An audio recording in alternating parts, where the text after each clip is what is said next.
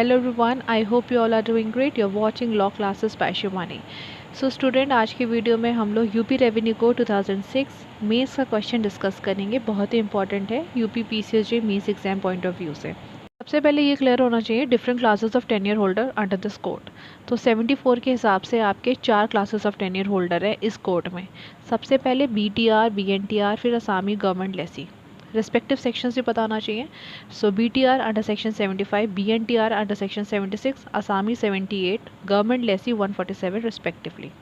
इस वीडियो हम लोग ये क्वेश्चन देखने वाले हैं जो भूमिदर विद ट्रांसफरेबल राइट्स, मतलब ये जो कैटेगरी का भूमिदर है जिसके पास राइट टू ट्रांसफ़र होता है। सो वेदर ये जो राइट टू ट्रांसफ़र है इस पर कोई रिस्ट्रिक्शन है, एब्सोल्यूट ट्रांसफ़र कर सकता है या फिर कोई रिस्ट्रिक्शन इम्पोज्ड है। सो ये आपका मेंस का एक क्वेश्चन बन सकता है। अब इसमें ना डिफरेंट रिस्ट्रिक्शंस जो हम लोग पढ़ेंगे तो सेपरेट क्वेश्चन मेंस का उनमें से भी आ सकता है, तो काफ़ी इंपॉर्टेंट क्वेश्चन है इसलिए। तो इस क्वेश्चन का फ्रेमवर्क ये है कि सेक्शन 88 में सबसे पहले तो आपका एक जनरल रूल बताया है, मतलब ये जो superior classes of tenure holder है BTR, they have this right to transfer any interest in the holding by the way of sale, gift, lease या फिर कोई अदर मीडियम। तो मोड तो आपको कुछ भी हो सकता है यहाँ पे राइट टू ट्रांसफ़र का, but this right to transfer is not absolute, it is subjected to certain provisions of this code. So अगर इन रिस्ट्रिक्शंस का वायलेशन होता है and certain rights are transferred. So in that case, such transfer will become void under section 104. पहला restriction बहुत ही simple है। पहला restriction यही है कि all together as a family unit आप 5.0586 हेक्टेयर से ज़्यादा होल्डिंग एक्वायर कर ही नहीं सकते हैं।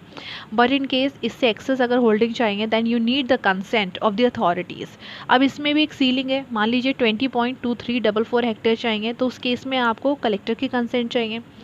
जस्ट इसका डबल है 40.4688, इतना हेक्टेयर अगर आपको ज़रूरत है education institution, industrial purpose etcetera etcetera, so in that case you need the consent of the commissioner. अब इससे ज़्यादा अगर हेक्टेयर की आपको जगह चाहिए तो उस केस में आपको क्या करना पड़ेगा, स्टेट गवर्नमेंट की परमिशन चाहिए, अटमोस्ट अथॉरिटी, और आपको परमिशन दे दी गई 5 साल तक आपने यूज़ ही नहीं करा, उस केस में क्या होगा, वापस से रिवर्ट बैक हो जाती है प्रॉपर्टी। बट ये जो लिमिटेशन पीरियड है ना 5 साल का, ये आपका एक्सटेंड भी हो सकता है 3 साल और, यानी कि टोटल 8 ईयर्स हो गए, 5 + 3 8 ईयर्स, तो 8 साल का भी समय वहाँ पे मिल सकता है। सो आई होप कि आपको ये वाला जो प्रोविज़न है 89 क्लॉज 2 स्पेसिफिकली याद हो गया हो। आपको 89 नहीं लिखना है एग्जाम में, 89 क्लॉज 2 लिखना है, बिकॉज स्पेसिफिकली यहाँ पे जो क्लॉज 2 है वहीं पे होल्डिंग की बात करी कि इससे ज़्यादा एक्सीड नहीं हो सकता है। क्लॉज 3 में एक्सेप्शन दे रखे हैं, बट इन केस याद नहीं आता है क्लॉज 3 तो आप नॉर्मल भी हेडिंग डाल के लिख सकते हैं या फिर उसका एक्सटेंशन में लिख सकते हैं, ठीक है। अब अगला रिस्ट्रिक्शन ये है कि भाई आप इंडिया के हैं, ठीक है ना, तभी आप एक्वायर कर रहे हैं यहाँ पे ज़मीन। अगर आप इंडिया के नहीं है, if there is a person other than the Indian national, see in that case if you want to acquire the land, so what you need the Indian government permission, ठीक है। स्टेट गवर्नमेंट की, respective government की आपको ज़रूरत है वहाँ पे कि आप उनकी रिटर्न परमिशन लेकर आएँ, तभी आप जो है एक्वायर कर सकते हैं। So section 90, person other than the Indian national not to acquire the land in case want to, so what they need the pure permission in writing for the state government. अब जो हम restriction पढ़ने वाले हैं section 98 और 99 एक particular community से belong करते हैं। अगर भूमिधर SC कैटेगरी का है तब, और जब भूमिधर ST कैटेगरी का है तब। सो सेक्शन 98 99 रिस्पेक्टिवली, इन पे आपका अलग से क्वेश्चन भी आ सकता है। बहुत ही आसान है, ध्यान में रखना है पॉइंटर्स में। सबसे पहले सेक्शन 98, अगर कोई SC कैटेगरी का भूमिधर है, ठीक है ना, वो ट्रांसफ़र SC कैटेगरी के मेंबर को ही कर सकते हैं, अपनी कम्युनिटी में ही ट्रांसफ़र कर सकते हैं लैंड को। But if we wish to transfer to some other person belonging to different community, means non-SC को अगर ट्रांसफ़र करना है, so that is possible only by the way of obtaining the prior consent of collector in writing. In writing permission दे दिया collector ने, तब ये चीज़ possible है। Mode तो आपका लीज, मॉर्गेज, गिफ्ट, सेल कोई भी हो सकता है, but collector has to take in mind certain parameters before giving the permission to the SC member to transfer to non-SC. पहला पैरामीटर तो उसका यही है कि अगर उस SC भूमिधर का कोई लिविंग सर्वाइविंग एयर है, ठीक है ना, तब वो यहाँ पे बिल्कुल भी परमिशन नहीं देंगे ऐसे ट्रांसफ़र के लिए, ठीक है। So that is been provided in section 108 sub clause 2A या फिर सेक्शन 110A। दूसरी बात ये, अगर कोई SC भूमिधर सेटल्ड है या उसका कोई बिजनेस है, कोई जॉब है, सेटल्ड है आउट ऑफ दैट डिस्ट्रिक्ट, ठीक है ना, यूपी से बाहर कहीं सेटल्ड है या फिर उस जगह कहीं और सेटल्ड है जहाँ पे he is propose to transfer that land, तो उस केस में वो अलाउ कर देंगे, परमिशन दे देंगे अपनी कि आप भाई ठीक है नॉन SC मेंबर को ट्रांसफ़र कर सकते हो। I am granting you that permission.